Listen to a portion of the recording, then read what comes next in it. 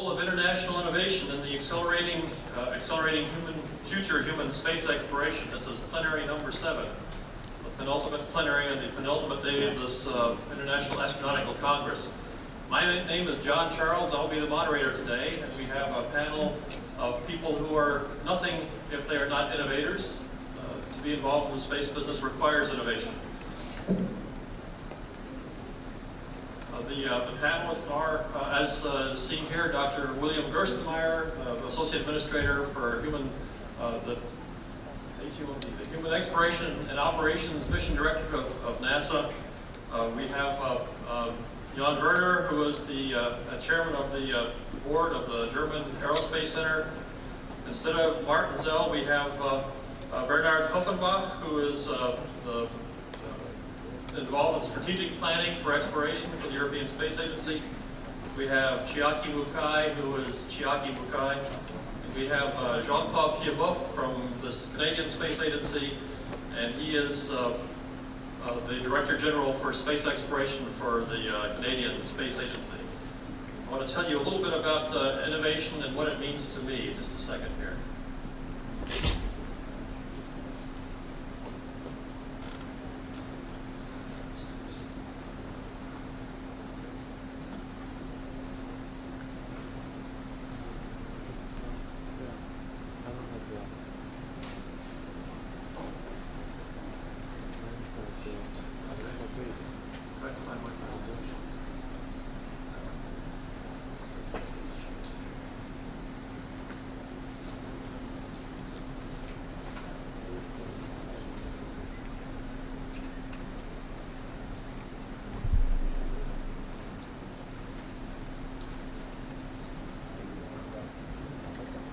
Thank you for your patience. You think I never used PowerPoint before. The role of innovation in space exploration is, not surprisingly, very intimately involved in space exploration. And I want to remind you that this is a plenary session that is jointly sponsored by 2 committees of the International Astronautical Federation, the Space Life Sciences Committee and the Human Space Endeavors Committee. I want to remind you, as a bit of orientation, that spaceflight is, as I think everybody here knows, demanding, risky, and expensive. And I maintain that spaceflight is often counterintuitive. This is one of the selling points that we can use in discussing space exploration with our colleagues who are not involved in space exploration. The examples of the counterintuitive nature of spaceflight, I've jotted down a few. One is that there is no up or down. Of course, weightlessness is perhaps the most counterintuitive aspect of spaceflight. There's no up or down. Things don't fall when you let them go, to the regret of returning astronauts every time. There is 16 sunrises and sunsets per day. That is a whole different definition of day when you're in low Earth orbit. And then a couple of more specialized counterintuitive things. You have to go faster to go slower, and you have to go higher to make a right turn. So there are things that are just different about spaceflight. And the fact that it is counterintuitive means that spaceflight requires innovation. It has always required innovation. In many instances, it is the living example of the need for innovation in any major endeavor. Simple things like plumbing require mechanical aspects that are unheard of, or at least rare, outside of the space exploration business. So one of the things that is important about spaceflight is that it permits essentially accelerated innovation. That is an innovation that is accelerated by a current need. Space exploration can provide a pull for innovation to accelerate the provision of capabilities that are necessary in space exploration missions. Many of those same capabilities then can be applied to local concerns here on the Earth in terms of human health, environmental health, and so forth. My boss, and the man who was supposed to be chairing this panel before he was unable to travel, Dr. Jeff Davis from NASA in Houston, has been extremely involved over the last several years in developing techniques for innovation that are applicable to human spaceflight. And he's identified several opportunities available outside of NASA that provide pathways into the agency, into NASA, into spaceflight for innovation. Such entities as Innocentive, which provides challenges, that allows the posting of challenges on the internet that can then establish and attract a network of solvers. Something called yet2.com, which acts as a technology scout, a bit of a marriage broker to bring together buyers and sellers of technologies. Something called Topcoder, an open innovation company, a software company that has a large network of solvers already registered. And then within NASA, something that we call NASA at Work, which does the same kind of thing except with a cadre of experts that are already inside of NASA and already familiar with the needs for space exploration. So as I told you, we have, I think, a world-class panel today, representatives of different space agencies that are involved in the International Space Station, each who has a different perspective on what is required for innovation. And I'm going to go in alphabetical order by the name of the space agency to allow each of them to give their presentation. I'm looking for presentations that will be on the order of 5, 6, 7 minutes, maybe a little bit longer per person. And we will ask for you to be thinking of your questions and then providing questions in writing, which Lisa and the staff will collect on the ubiquitous pieces of paper. You know the drill, you've seen it done all week here. Please do not be bashful about providing the questions, because I'm hopeful we'll have a substantial amount of time after the presentations for the question and answer session. So with that, I'm pleased to turn it over to the first speaker, and that will be Jean-Claude Piedmont from the Canadian Space Agency.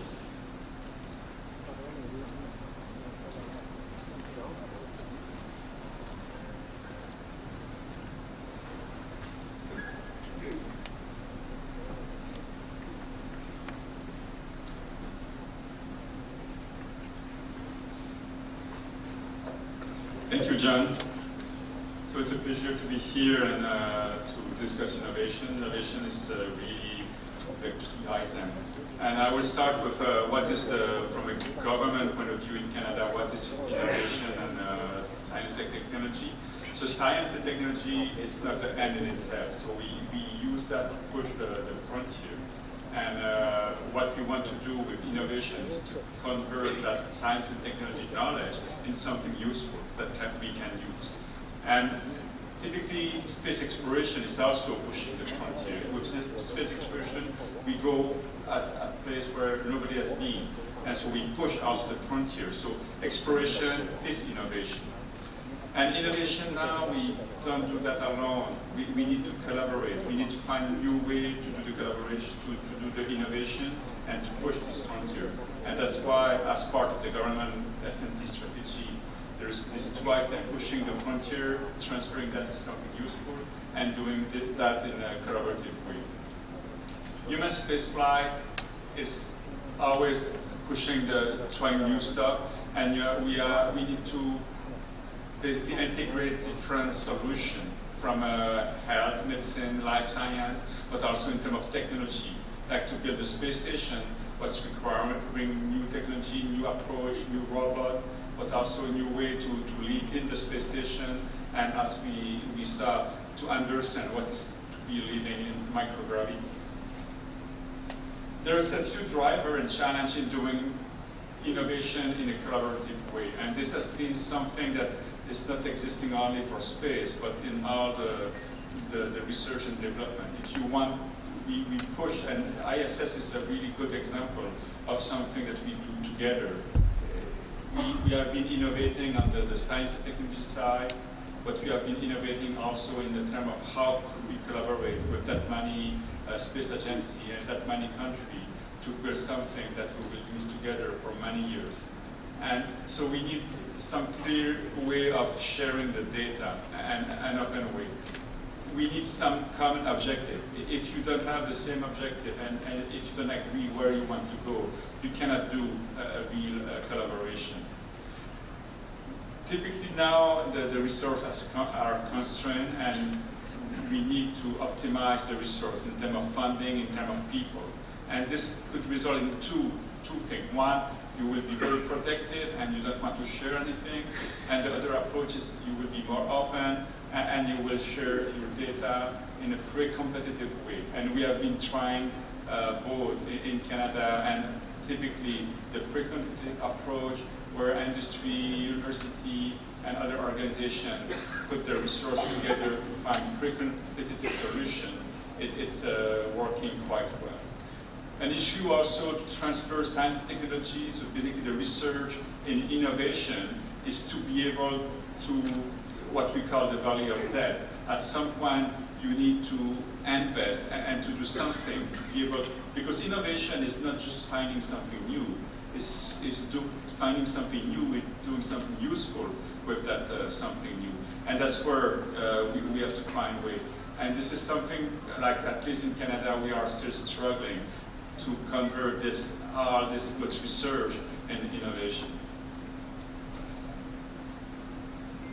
So space, as I said before, is something where we discover. We put human and we put equipment in conditions that are always difficult, like radiation, the gravity, and isolated, confined, and extreme environment. What is interesting, like when we talk of this environment, we can reproduce, or this environment exists on Earth in some condition. In Canada, for example, all the Arctic region are extreme in terms of condition, and we have people living there. So to maintain their health, to support their life, what we learn on the space station can be very useful.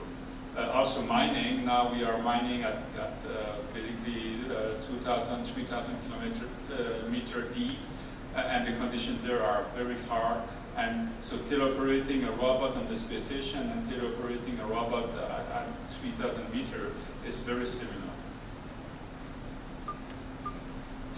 This is a model of how to make innovation work, especially in type of collaborative environment. What you need is people and group that have a problem, and they try to solve a problem. Then we have a group that have solution. And the challenge is how to have these two groups meet together and share the idea. And we have been trying that on the life science side, but also there's some other example in the aerospace, like Canada has a strong aeronautic industry, and they have these aeronautic people and aerospace people with having problem, and then they have the solution, and how to make sure that they can talk together and work together. So the solution that we find is basically having workshop, request for idea, and then develop team that will work together, have common objective, and agree to do that in kind of a pre-competitive way, and share the resource. And then we can have solution, and the solution is, and what we say is kind of pre-competitive, and then each group will start to use their solution for their own business. This is an example of kind of two groups working together for a common objective. It's a space health and aging research. We know from a space flight point of view that when we send a human in space, there is quite drastic effect on the body in terms of aging, and it's not aging, but there is some degradation of the body in terms of the muscle, the hair, and that we can assimilate that is similar to what will happen in aging for people. And so if we take these two communities, the human spaceflight and the aging community, and put them together, we can start to do some work together, and this could result in interesting innovation, because when we send, like we sent Chris Hadfield in space, and we saw when he came back, he was some difficulty to walk and to basically find a sense of equilibrium. But after a few months, you can see that it's better. And so if you can apply this technique for people that are aging, then we have two problems, the same solution, and you can apply that. So there is a share workshop that is planned this November in Montreal. Another example is microflow that flew in the spring with Chris Hadfield flight. If you are in space, you want to be able to support the health of astronauts, and one thing is to take a blood sample, for example, and to be able to do the analysis. Typically, to do that on Earth, you need quite a large laboratory that we cannot produce in space. And so we develop, and this is what with the industry. So we have a problem, they have a solution, and we merged the two, and they were able to produce a relatively smart box where you can put a sample and it will provide an analysis. So this is very good for space, like we are in ISS, and if we think now human space flight beyond Earth orbit, this is critical. We need to be able to do that. But from a Canadian point of view, we have many communities where they can only go to a plane and if the conditions are good. And so if we can have this type of small sample analysis in these communities, it's very useful because it avoids people to travel. So again, it's space and terrestrial application have the same goal. So just to complete, exploration is really pushing the frontier, innovation is pushing the frontier, and if we can combine the problem and have the goal from different communities and share that, then we create basically a better solution. And finding application on Earth for what we discover in space is very important, because at the end, why we do exploration is for the benefit of people.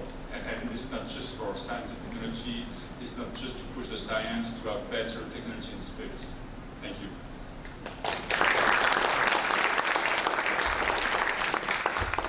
Thank you, Dr. Thibault. And next, Jan Herder from the German Aerospace Center.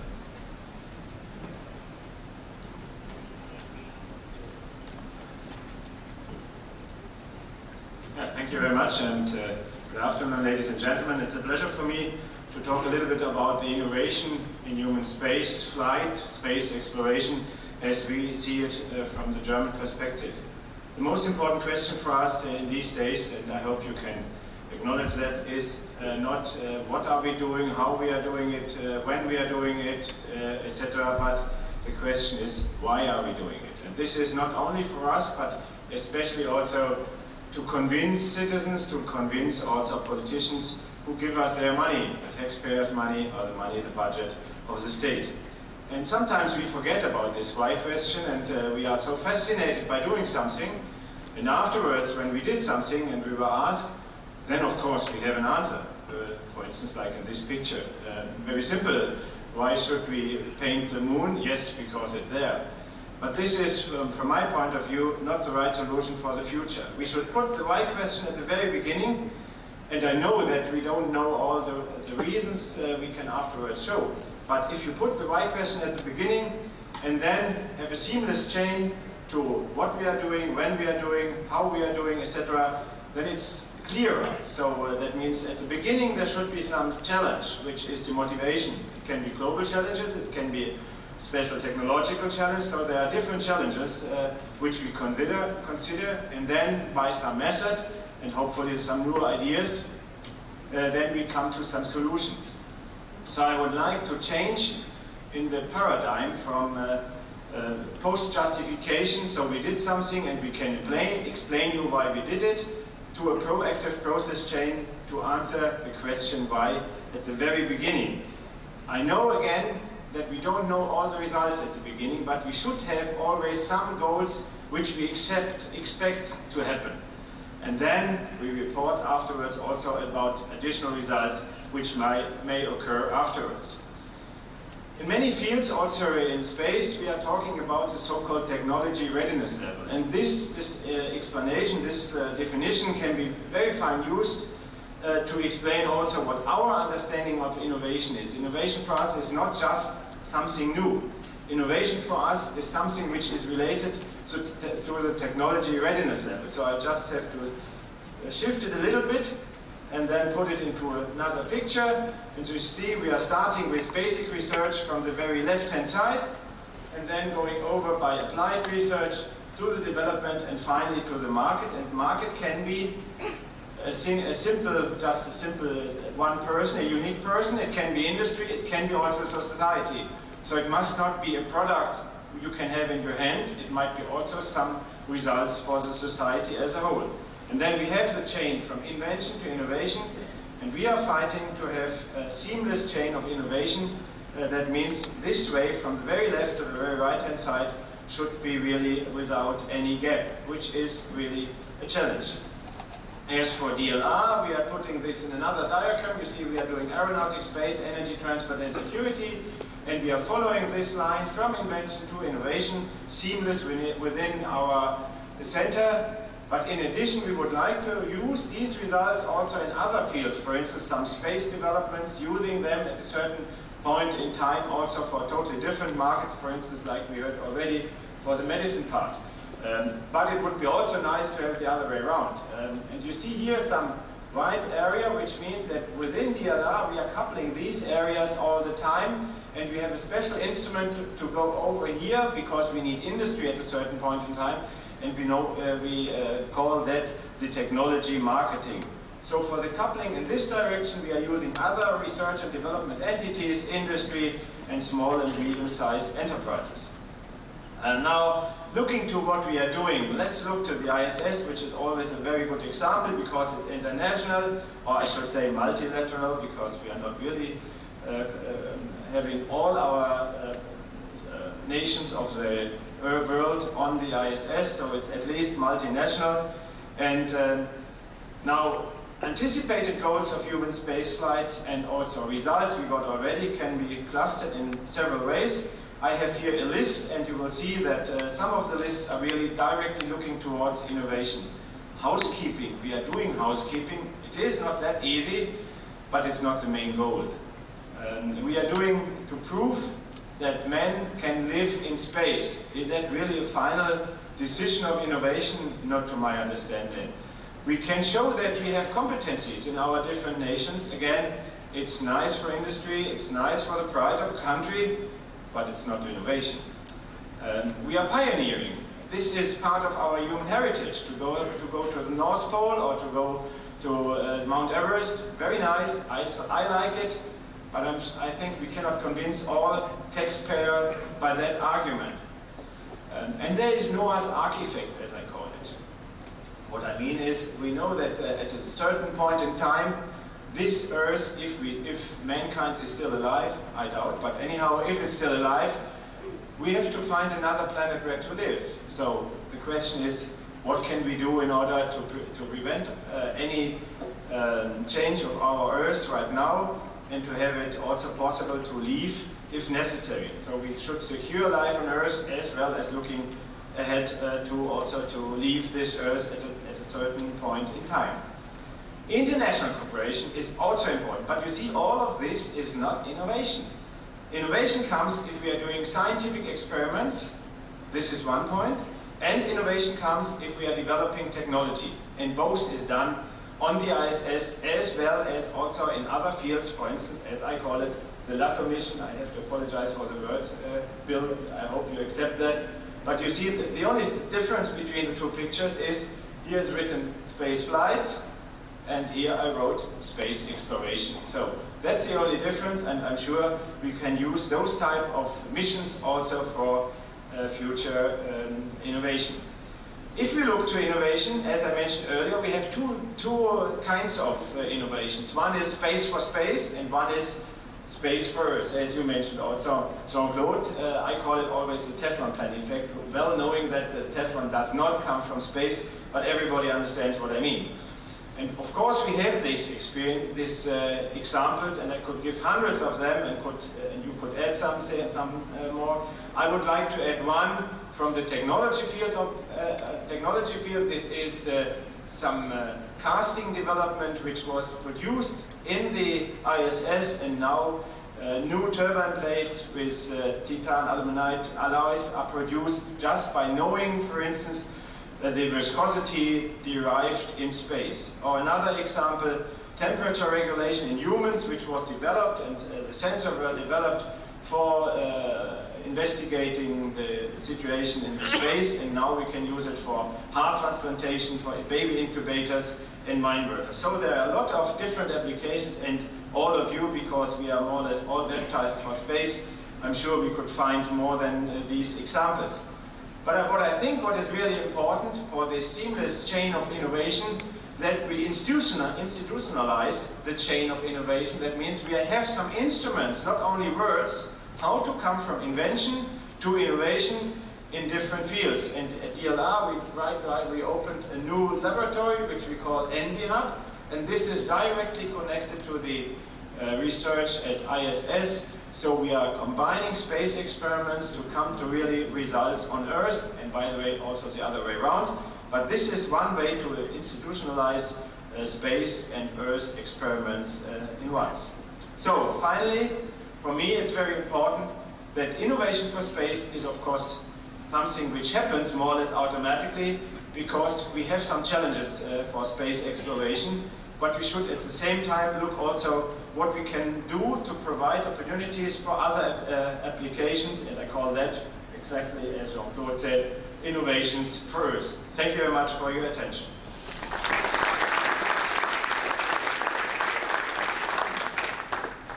Thank you, Dr. Werner. Next, we're going to have Dr. Pufenbach from the European Space Agency.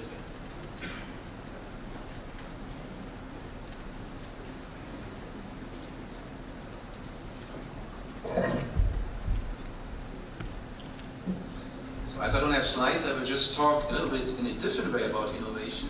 Since this panel is about human exploration, I would like to talk about what ESA concretely is doing today to get ready for human exploration, how we are trying to achieve innovation, and how we think that this innovation already creates benefits today for society long before we send the first humans beyond low Earth orbit. So ESA is actually doing today already quite a lot in the field of getting ready for human exploration. We do a lot of ground-based research, bed-rest studies. We do studies in the Antarctica to test life support system, test telemedicine, to understand psychological effects. We invest a lot of technology areas like robotics, energy systems, life support again, and propulsion, which are the 4 key priorities topics for Europe.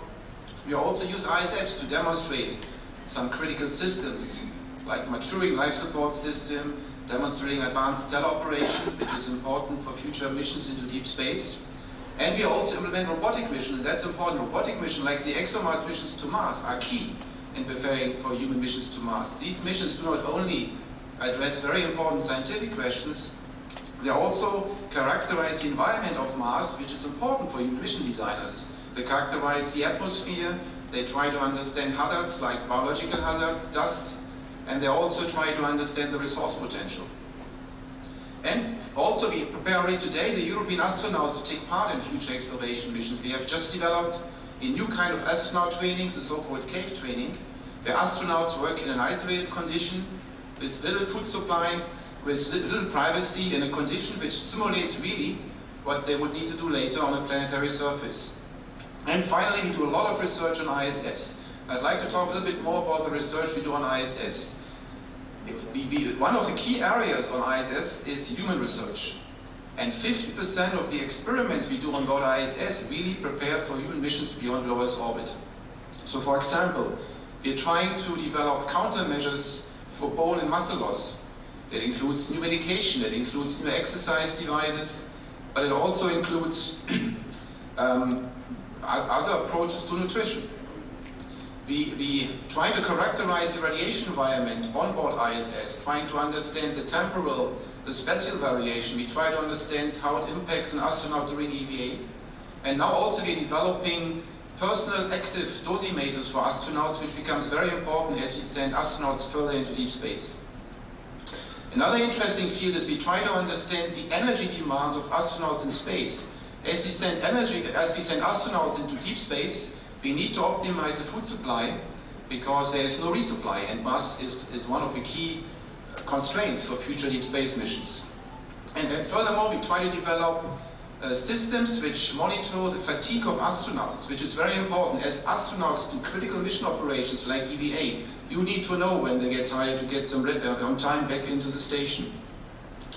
But not just in the area of human research we are preparing for human exploration. There are some experiments in the field of biology or material science. Material science is about developing lighter and stronger materials, and some of them will find application in future deep space missions. As we try to understand plant growth in space, or try to understand how algae behave in space, we are in a better position to design life support systems for future deep space exploration, which are also based on biological components. Another interesting field which is related is astrobiology. We expose biological samples for long duration into deep space, and we have even simulated the flight of a bacteria going to Mars and coming back. Some did survive, and that tells us a lot about the guidelines we need to develop for planetary protection. So there are a lot of examples how the work we're doing today really directly relates for getting us ready for human exploration. That's true for all the agencies. But I'd like to focus a bit now on the topic of this session here, is innovation. So how does ESA try to stimulate innovation? Firstly, we try to focus research. We have established a number of what we call topic teams, which groups the key expert in a certain domain. And this group tries to assess the status of knowledge in a particular field and advise on future research. So they really help us to focus on our research plan and make sure the research we're doing is really complementary to what has been done and what is done by our partners. Competition is a key element. In order to get on board ISS, you need to show best science. We have an independent peer review, and only the experiments which have an excellent, outstanding qualification have ever a chance to fly on board ISS. Cooperation is another key element. All the experiment teams today are international. We share the facilities, we share experiment protocols, and we share data. And we go even beyond. In future, we will have announcement of opportunities for doing research on ISS which are prepared by the partnership. And there's one particular coming up at the end of this year, which is an international announcement of opportunity in the area of life sciences. The fourth area, which is very important for our utilization program, is we are really trying to combine ground-based and space-based research. The space-based research is often only a small percentage of the total research program, and therefore the ELIPS program invests significant amounts also in per-party ground-based activities. We do have public-private partnerships in the domain of utilization. In the field of human research, in the fields of physical sciences, we have grouped academia, research organization, and industry representatives to make sure we have a seamless information flow among those actors. And the last one, which personally I think is the most important approach to innovation, we are trying to develop knowledge which does not only lead to innovation for human exploration, but leads really to innovation on ground. And just a few examples. As we try to understand bone and muscle loss in space, we are hoping to create knowledge which helps us to fight the disease of osteoporosis. This costs us in Europe alone 37 billion a year. As we are trying to understand how the cardiovascular system of astronauts react to microgravity, we are trying also to create knowledge which helps to fight cardiovascular diseases on ground. Again, that costs the European Union alone 200 billion per year. And as we are developing instruments which monitor the fatigue of astronauts, we can apply those instruments also for monitoring other workers in extreme environments, like firefighters, like pilots. And it was stated before, there are many other examples of this kind. So I think the key message is, as we are planning... Thanks for this opportunity. And good afternoon, ladies and gentlemen. To me, innovation is to create new things. Also, innovation is to change, modify the existing systems or hardware, concepts, etc. to new ones. Or to maybe to convert the existing values to new ones. Or to find the new values from the existing ones. Like garbage becomes a very precious resource or something like that. So I believe good idea of innovation can be emerged from the knowledge we have accumulated since nothing comes from nothing. So thanks to the efforts which we have made and dedicated to this existing space development, we have accumulated a tremendous amount of knowledge which can be a good platform for future innovation. For example, in the area of human spaceflight, it's been more than 50 years since human beings flew in space. And interestingly enough, and also good opportunity that we are living in, during these 50 years, the driving force for space exploration has been shifted. For national pride to international collaboration, from military force to civilian participation, so the pilots to the scientists, engineers, and educational astronauts, we are expanding the people who can utilize the International Space Station or space environment. And also it's shifted from bilateral collaboration to multilateral collaborations or operations, and from government-guided program to commercialization. And also, interestingly enough, from professional astronauts, cosmonauts, to space tourists. So I really need this kind of expansion for the promotion of the innovation that I believe. So, thanks to this shift, the program will be benefited for more people than used to be. And as I mentioned, more chances to for us to have innovation. So if I think about the next stage of exploration based on this successful 50 years that we had, and then I believe we continue exploration. And exploration itself is the innovation, because we have new challenge to overcome. So the exploration will be deep space to reach far from Earth, and also Earth as a part of space. We are living in space because Earth is also a part of the space. So the innovation is not only for the space itself, but the innovation also exists on Earth. And the second one is that I take more interdisciplinary approach. That's the next stage that we need. The robotics and human exploration work together. Satellite data with Earth in situ data, and this interdisciplinary work will give us the opportunity to make 1 + 1 becomes not 2, but 3 and 4. Because we can expect minimum input to expect the maximum output. That's what I would like to see. And dedication to the life innovation and green innovation. This is the one that we have to connect the space program to the people living on Earth. And then we will have more opportunity to develop some innovative things. So this area will be disaster monitoring with astronaut, cosmonaut, and the satellites work together. Climate changes and its effect on our life on Earth, global health security, public health, so on. And also, I think we need to promote commercialization. And I believe this is a key to the next stage, space exploration. And then, thanks to the shift of the paradigm shift from the governments to the companies, I think we really also would like to see the very healthy competitions amongst the companies, so that will be a great driving force for future.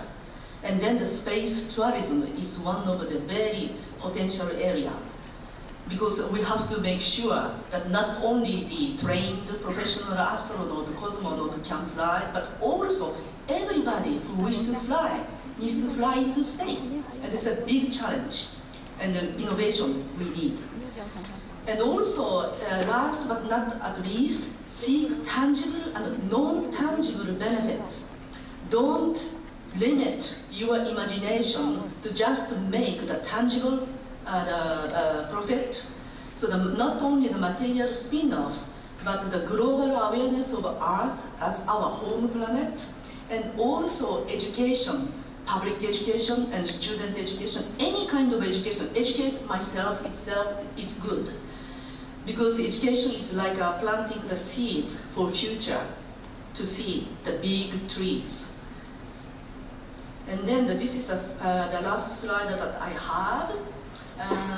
In 2011, we celebrated, the United Nations celebrated the 50th anniversary of human spaceflight. The catchphrase was launched, which is bringing the benefits of space to Earth. And it's decorated the front of the United Nations entrance. You see some small poster. I truly hope that our exploration will continue for bringing the benefits of space to Earth, to pursue the concept of space for humanity. And this is very important, because if we expand the benefits of space programs more to the people on Earth, then we really need to think innovation. So this is a basic concept that the JAXA, JSUBRO, which is a Japanese Space Biomedical Research Office and Center for Applied Space Medicine and Human Research does in everyday basis. So the space is very unique place, like John Charles mentioned, there's no up and down. So it's a very interesting place for all of them to become very creative. So new idea will come at that kind of place. I didn't have a very specific example, but maybe this, let me just give one small example that our JAXA, Japanese Space Agency does from the viewpoint of the innovation. Recently, we have developed some exercise protocol, and this is a new concept because everybody expects exercise to burn up calories, so that you can burn up calories so that you eat a big dinner today, right?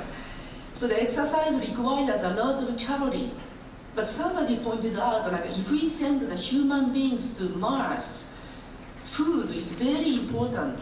So if we can let the astronaut to do some exercise, less calorie required, but still effective on the heart and the muscle, which is good. And this is good for the astronaut going to Mars. At the same time, that proposal can be used for the patients who doesn't want to use up their calorie, doesn't want exhaustion, but still wants to exercise their heart and muscle. So that's how I think if you can just change the concept of the conventional existing ones to the new approach or different aspect, then we will be able to utilize the asset that we have already acquired for the new as innovation is new innovation. So thank you. That are good for innovation, and I think, as we've heard from our previous panelists, that space is a great thing for that. And then I'll talk a little bit then about the why question, is I'll show some benefits that have come from that innovation. On this picture, this is one of my favorite pictures. When I was in college, I used to have a picture of the Earth rise from the moon. If I was in college today, I think I would replace that picture with this one. This is a picture of the Earth from Saturn, and that little thing down in the bottom there, it looks like a period after exploration. That's the Earth. And the International Space Station is also in that picture, and so is the moon. So it's kind of it captures all the things that I work with at work. I'll talk now a little bit about this device on board Space Station. It's an ultrasound device. We use it for all kinds of things on board Space Station. You can see down in the lower left, we're looking at the thyroid growth in space on the neck of an individual. We're also looking at the spine growth in another picture. We're also doing investigations of the eye and changes in the ocular region. And the innovation piece of this is twofold. First of all, no one terrestrially would have used this device for any of these examinations typically. Typically, they would have been done with radiation, they would have been done with an MRI or another device. But since we didn't have any of those on board Space Station, but we did have ultrasound, so we defaulted to ultrasound. Now, what that's done is that's opened this device up to a large group of the community that can be used. The other problem we had was we didn't have medically trained professionals to operate this device. So we developed training that could train our astronauts to use this device as a lay practitioner. So what that allowed us to do is this device now is used in Africa. The ultrasound can be provided to patients that would never have ultrasound of their child in development, as it's done routinely here in the U.S. It's also done now on hockey fields, where before you would go to the hospital, get x-ray of your ankle, you can now actually do it. The Red Wings hockey team in Detroit actually uses ultrasound now to diagnose ankle potential fractures. So what we did was we had a need for this device. We used it in new, unique, creative ways, and then the Earth has picked those up and is now using them in other ways. So that's the environment we were in. It's the benefits back to us here on the Earth. Some other examples here on this page, up in nanoracks. When we used to have the space shuttle, we carried up huge, big, large racks. We'd exchange them. That doesn't happen anymore. Now we have much smaller cargo carriers.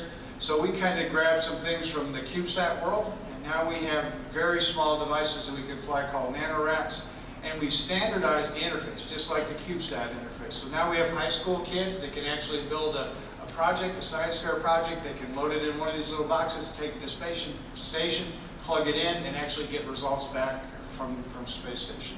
On the right is the Canadian arm with grabbing a payload, especially Dexter, the robot at the end. It's a dexterous manipulator. When we move large objects around in space, we have keep-out zones where we don't want that arm to travel because it could hit another object. It turns out we were able to work with some neurosurgeons in Canada. The Canadian Space Agency did this along with MDA, and they were able to develop some new ways of doing brain surgery and operating the brain in areas that were not typically able to be operated in the past. Before, there's a region in the frontal lobe where communication occurs. Typically, if a tumor was around that region in the brain, the neurosurgeon would not go into that area because the potential damage of losing the language was greater than the potential benefit of removing the tumor. So they essentially put in keep-out zones, just like we do on board space station. They automated the controls such that the surgeon, no matter what he does, cannot move that instrument into that region of the brain, and it allows them to remove tumors that were previously inoperable because of the location in the brain. We're also taking this now, the next step, they're going to potentially do this in an MRI, a magnetic resonance imager, where they can actually do surgery at the same time and see the image of what's going on in the brain as they do the surgery. So this is a tremendous development that occurred about because of the work we had to do in space and then carried down innovatively to the ground. The next one is three-dimensional printing. We're going to fly a printer to space station to go look at printing parts. So now instead of taking a wrench and carrying it up to space station, we'll actually print this wrench on board space station. When we're done with that wrench, we grind it up, throw it back in the device, and then we manufacture another socket that we need. So now instead of thinking about transportation as being moving a physical object from one location to another, now we can actually transmit electrons to another location and then actually manufacture a part in that location. So we'll get a chance to experiment with that on space station. Extreme environments, I think you've seen this in some of the other charts. This is the Chilean mine rescue. When the Chileans had the miners trapped, they came to us at NASA. They said, you operate in an extreme environment. What should we do with our crews? Our folks went down there and talked to them, and their initial reaction was, when they had got the initial tube down, was to just provide them tons of calories, tons of food. Our experience has been that when you've been in a starvation situation and then you all of a sudden ramp up the caloric input, that can actually be fatal to you. So we actually helped the Chileans to develop a way to slowly bring in food. We also brought some things to have the family interaction with the miners that were trapped that we see important on board space station. So again, our operating in the extreme environment of space station allowed us to provide good advice to the Chilean rescue team. Last one is the iPhone app we have here, where we ask for a way, could we actually do eye exams in space? So instead of having the big chart flip to the back of the module and try to read the letters and numbers, we now have a way with the iPhone to actually go do that. The other piece of this is a little camera on the iPhone can actually image the back of the eye, and we can actually get retinal examinations from an iPhone.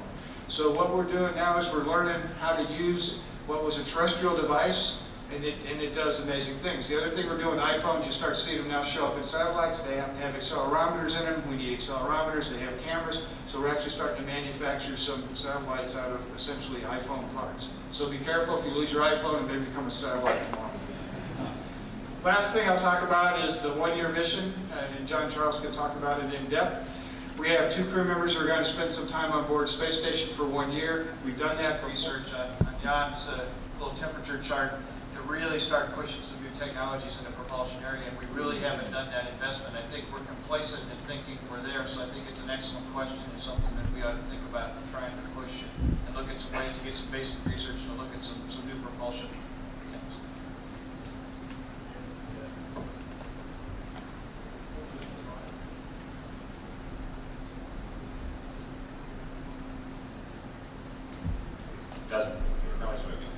Maybe I was too fast with my words. What I wanted to say is we have at least 2 paths if we are going in space. One is technology development and the other one is scientific research. Both can lead to innovations. And technology, I showed just material science on material experiment, material development. But of course, the challenge to fly to far away places needs also to develop and make research on in the field of space directly, space for space.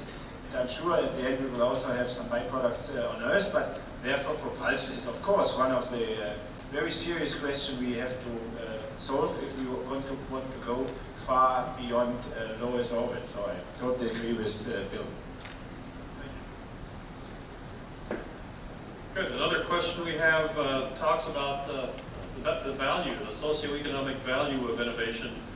And the questioner points out that sometimes we in the space business like to oversell the value of the benefits of spaceflight. The discussion about Velcro and Teflon and ball bearings and things like that, which may not have actually been products of spaceflight. So the question is, speaking of socioeconomic benefit for mankind, is it possible it was oversold like the space products manufacturing that the space shuttle was supposed to bring to us in the 1980s? And how do we keep the right perspective on the development of technology? Please. I would like to answer this question. I get this question quite often. And the first answer is, we are not sending euros or dollars in coins or in banknotes into orbit. Because this is, as it sounds, that we would send some banknotes and we are putting the money into orbit. This is not the way we are doing. We are doing workforce on Earth. Workforce finally leads to activities in space. I don't know whether we really have to make a full return of investment. If you ask Einstein during his time, what about the purpose of your research? I think even Einstein himself would not give you any number what could be the result in the future. And we know today that, for instance, the navigation system would not work or would not precisely work without Einstein's relativity theory. So we would have, if we don't consider it, in 1 hour a mistake, an error of about 500 meters. This is not acceptable. So we are happy to have this, and how to calculate the value of this 500 meter. So sometimes you cannot finally calculate it. Insurance companies are quite nice in that direction, but I'm just a civil engineer and I'm happy about that. This is actually a very interesting question because we just completed an interesting exercise when 10 ADs together set out to see what were the benefits of space exploration. And we have seen strong cultural differences, some overselling, some underselling. And I think that's key. I mean, you should not undersell either, you should not oversell. So we developed a paper which is called Benefits Stemming from Space Exploration, which I think really has gone through quite some data. And we really try to find balance between underselling and overselling. We looked at the past, tried to show a concrete example of what has been accomplished to be factual, and we tried to show perspectives and opportunities where future benefits may materialize. So I would just invite you to look at this paper, because I think it really represents for the first time the international view on how you can talk about benefits to the global community. I have to add one thing. You know, Higgs boson entered the way into all publications. What is the price to understand what Higgs boson is? I mean, I can tell you what the costs are, but what is the value? If we understand what gravity is, we have no idea at all right now. So I would really try not to always look only to the financial value. So we should ask the question why, and we should try to sell what we can with a good price, but not in this simple sense that whatever we are doing needs a bigger return of investment. This is not mankind. So why to go on Mount Everest? Why to go to the North Pole? There is nothing to gain. As our time winds down here, I'm compelled to add one additional thought, and that is something I saw on a TV show a while back, and that was concerning the discovery of the electron. When the electron was discovered in the last part of the 19th century, it was a curiosity, it was a novelty, it was essentially something required to balance equations describing the state of nature. And it wasn't too many years before the electron became the basis of our entire civilization.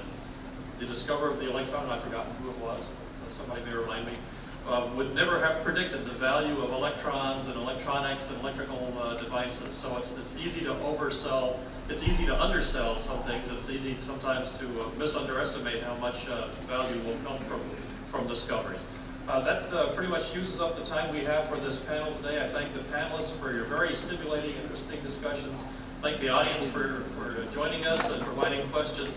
And please enjoy the rest of the symposium and the technical sessions this afternoon. Thank you very much.